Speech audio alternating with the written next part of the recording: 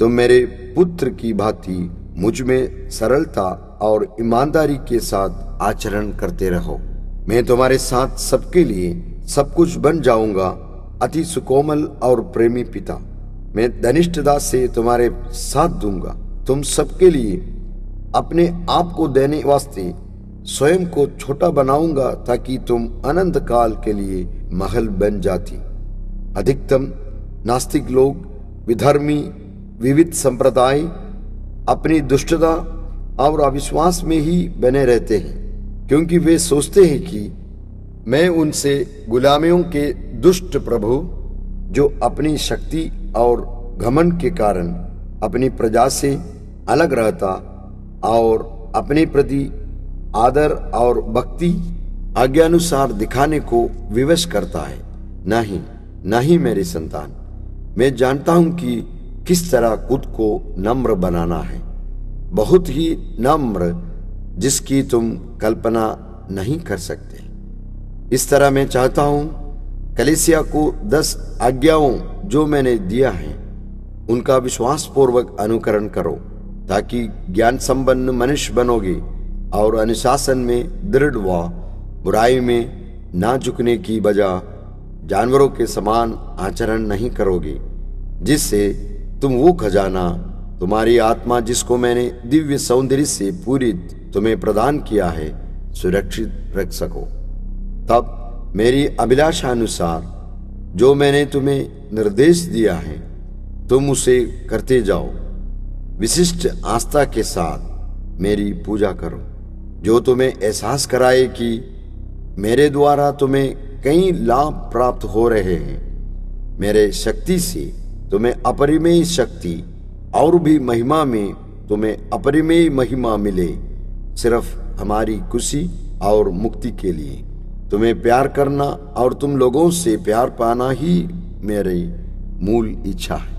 यदि तुम आज्ञाकारी पुत्र की भांति मुझे प्यार करोगे तो तुम्हारी मन भी मेरी कलीसिया और मेरी प्रतिनिधियों के प्रति प्रेम, आज्ञाकारिता और सम्मान उत्पन्न होगी।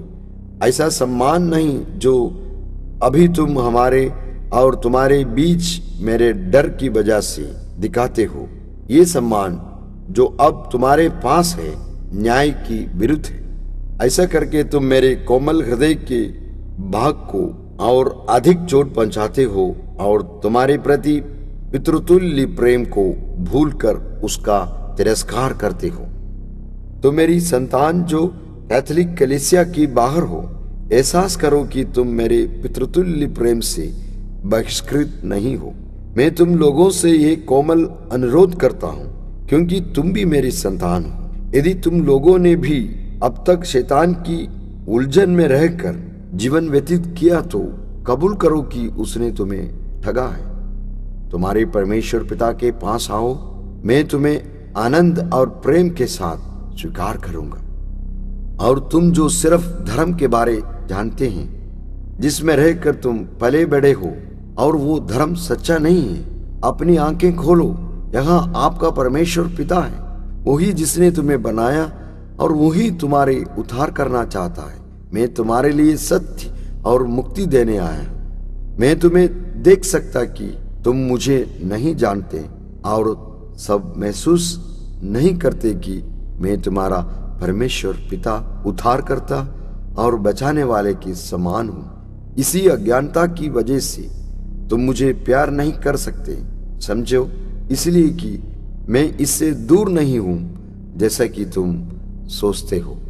अपने प्रेम से रचने और गोद लेने की पश्चात में भला तुम्हें अकेले कैसे छोड़ सकता। मैं सब जगह तुम लोगों के पीछे चलता हूँ। मैं हमेशा तुम्हारी रक्षा करता हूँ, ताकि मेरे शाश्वत दयालुता को भूलने के बावजूद भी तुम्हारे खातिर मेरी उदारता सभी चीजों के प्रति स्थायी रहे। यही भूल तुम्हें कहने को विवश करता है, मरना और जीना सब कुछ हमारे किस्मत में लिखा हुआ है। यही कृपाओं का और प्रकाशित होने का समय है। अंत पहचानो कि मैं ही सच्चा परमेश्वर हूँ। इस लोक में और परलोक में तुम्हें वास्तविक खुशी प्रदान करने के लिए मैं चाहता हूँ कि तुम इसी प्रकार के निर्देशानुसार चलो। यही अनुकूल समय है। इस प्यार को मत छोड़ो जो तुम्हारे हृदय से स्पर्श करके दिया जा रहा है। मैं प्रत्येक जन से कहता हूं, पूजन पद्धति अनुसार पवित्र मिसा में भाग लीजिए, जो मुझे बेहद पसंद है। बाद में मैं कुछ अन्य प्रकार की प्रार्थनाओं के बारे तुम्हें बतलाऊंगा, पर मैं तुम पर अधिक बार नहीं डालना चाहता। विशेष महत्वपूर्ण बात, जैसे मैंने तुम्हें बताया है कि तुम मेरे आदर करो। मेरे आदर में स्थापित त्योहार पर तुम्हारे परमेश्वर पिता, सृष्टिकर्ता और मानव जाति के मुक्तिदाता के सत्य की संतान सरलता से मेरे आदर और सम्मान करो। यह मनुष्य के प्रति पितृतुल्य प्रेम का दूसरा प्रमाण है। मेरे संतान, मैं अपनी समस्त महाशाश्वत प्रेम के विषय में तुम्हें नहीं बताऊंगा, क्योंकि तुम्हें सिर्फ पवित्र ग्रंथ खोलकर क्रूस की ओर देखने, प्रकाश की ओर पवित्र यूकरिस्तिया को देखने और एहसास करने की जरूरत है कि मैंने तुम्हें कितना प्यार किया है। जब तक मनुष्य सत्य में जीवन यापन नहीं करता, वो वास्तविक स्वतंत्रता का अनुभव कर ही नहीं सकता।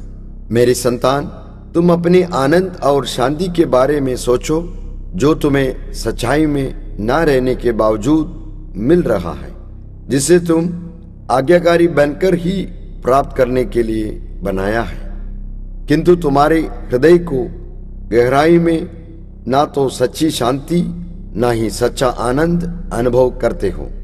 तुम्हें जिसने बनाया और वही तुम्हारा परमेश्वर, वो पिता है, इसकी सच्चा स्वतंत्रता का आनंद नहीं ले सकते हो।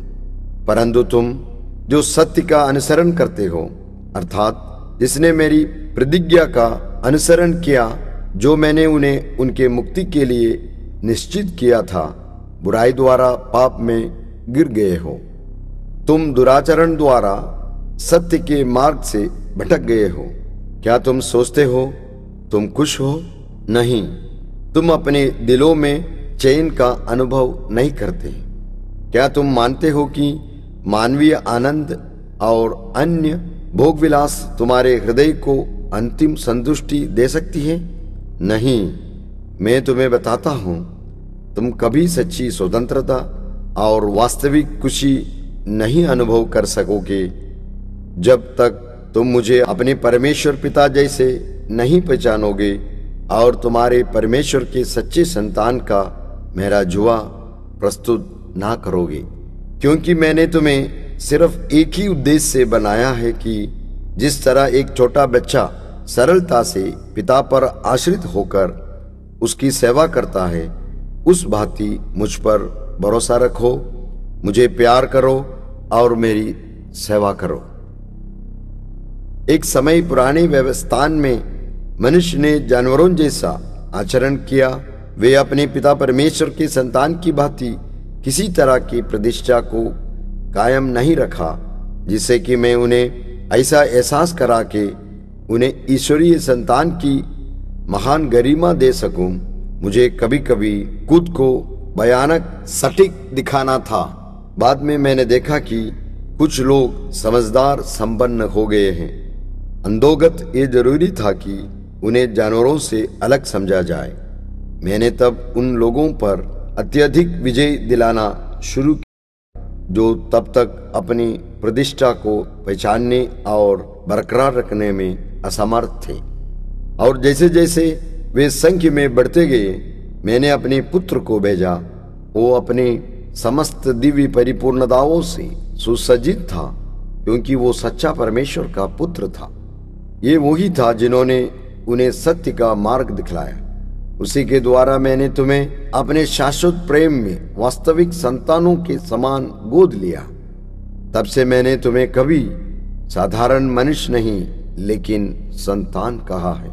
मैंने तुम लोगों को नए विधान का जामा पहनाया, जो न केवल पुराने व्यवस्थान के मनुष्यों जैसे जानवरों से अलग करके, परंतु तुम्हें पुराने विधान के उन मनुष्यों से ऊपर उठाया है मैंने हम सबको ईश्वरीय